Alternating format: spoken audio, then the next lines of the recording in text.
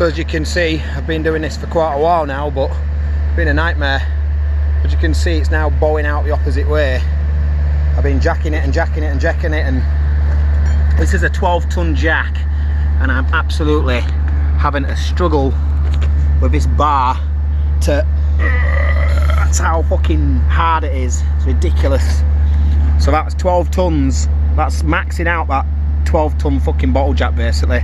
This piece of wood is... I'm using a piece of wood on the opposite side to spread the load out so it doesn't push the other side out. And as I was saying earlier on, you know, you saw it before when it were bent in like a banana. It's now actually bowing outwards. But the reason why I've left it to like bow outwards is because when I release the jack, it's going to go back in. So I need it to bow out a little bit so it goes back straight.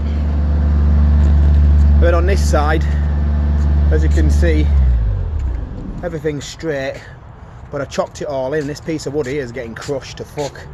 You can really see how much pressure's on there. It's like squashed it there.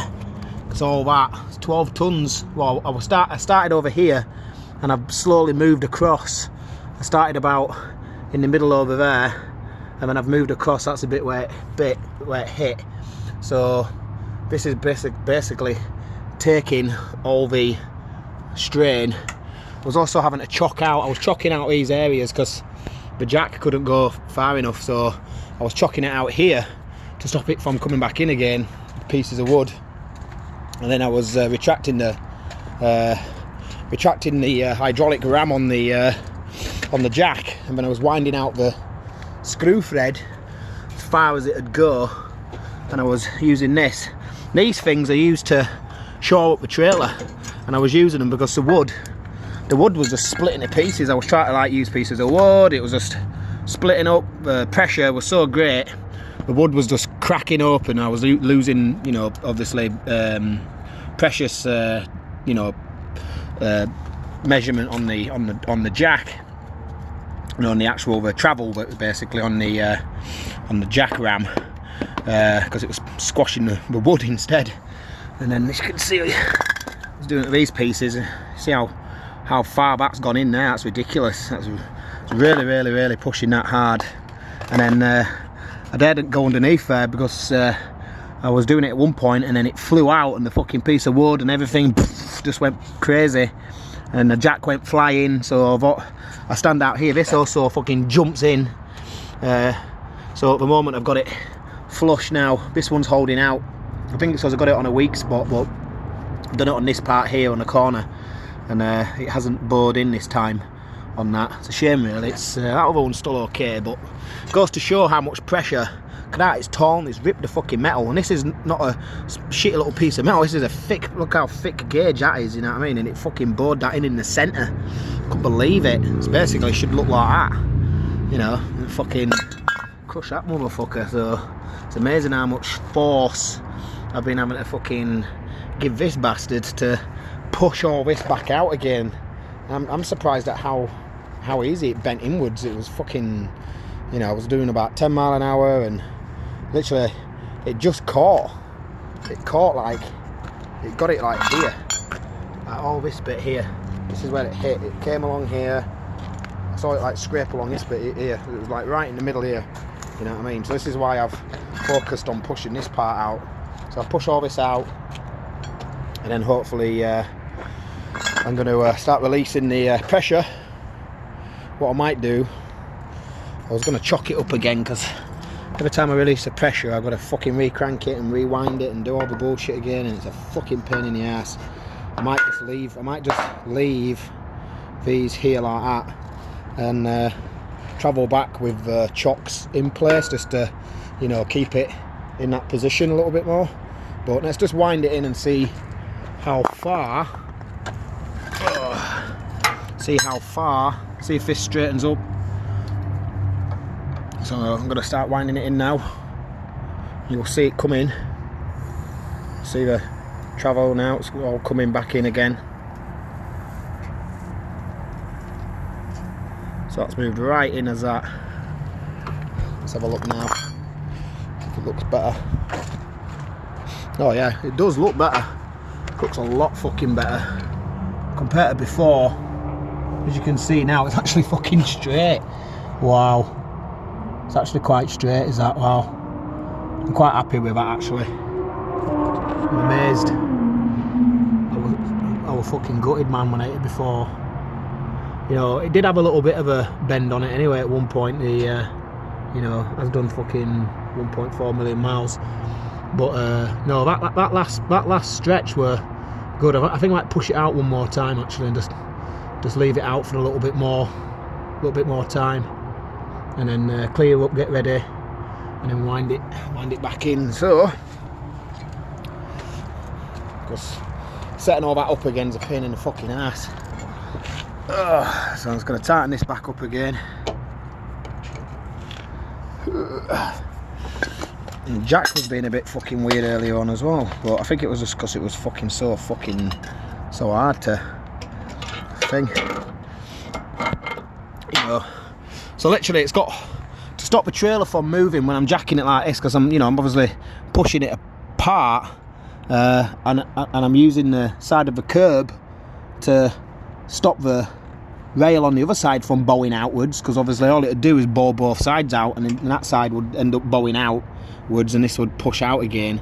So by supporting the other side using the curb and pieces of wood, and then using that big piece of wood to you know, spread the load across the whole lot rather than focusing it on just one small piece, that stops that side from bowing out. That side's not shifted, and then just by moving across. So start again. Where's my gloves?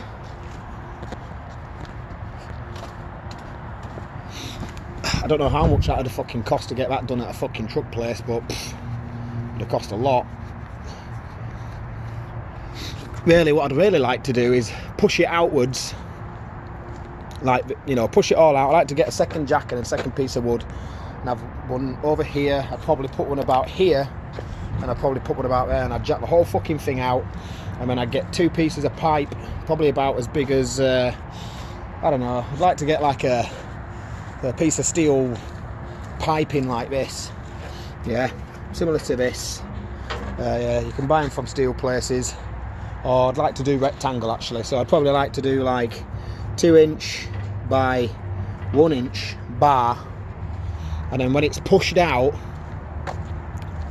measure measure how long it is, keep the, you know, measure it along, keep it consistent, and then I'd like to probably put a bar in somewhere around at the bottom, right at the bottom here, and again on the other side as well, another bar, so like a little bit further down, just to give it that little bit more rigidness, and then weld it all in, and then it'd make it a lot more rigid then, because if it ever fucking bangs into all, if it's got two cross members going across like that, it's not going to fucking buckle in so easy.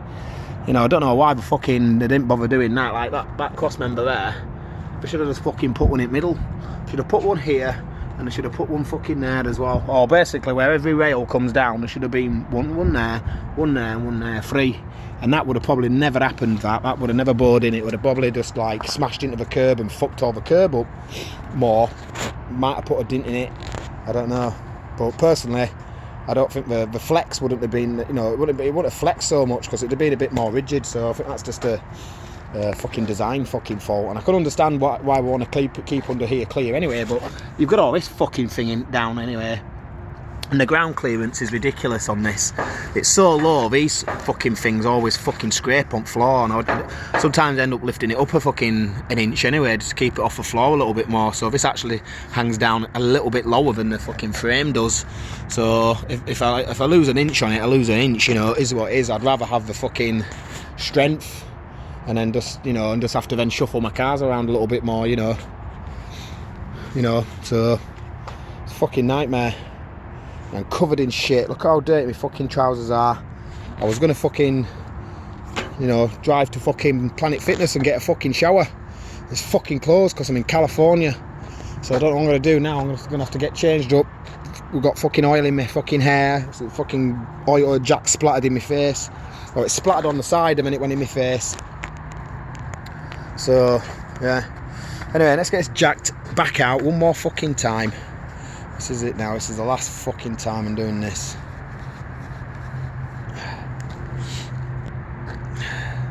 Did want to get it on here one more fucking time, but I don't know. Should be alright. It's just, I think I might have another gander later on, but I'm happy with where it is at the moment. And the jack's a lot more happy now. It was fucking doing some weird shit earlier on. I think this valve was getting fucking oil starvation, because if it was the opposite way around, like if this was up at the top and I was pumping it, it wouldn't fucking work. And I moved it to the bottom, it works a lot better. It's not designed to pump in this angle, but it's designed to pump upwards. So I'm going to put this here so you can see what the fuck's going on. I like to keep my hands away. Like it says, a piece of wood comes flying out.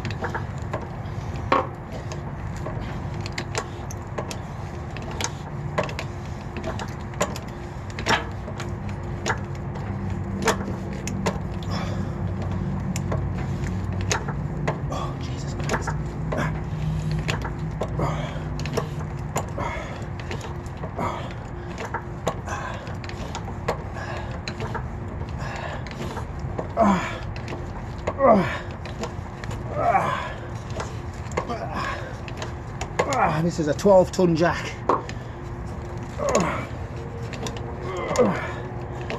I've jacked it up with fucking cars on it, and it's not been this stiff. So it goes to show how much pressure is being applied to push this out. That's maxed it out. That's maxed it out. Okay. Leave it there for a bit. Start cleaning up and getting rid of everything under here now.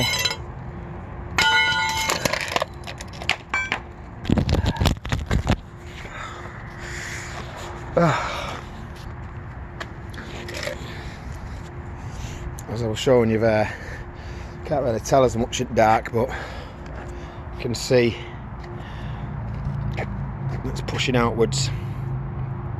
Bowing outwards that now. I'll have to just let it sit there for a while.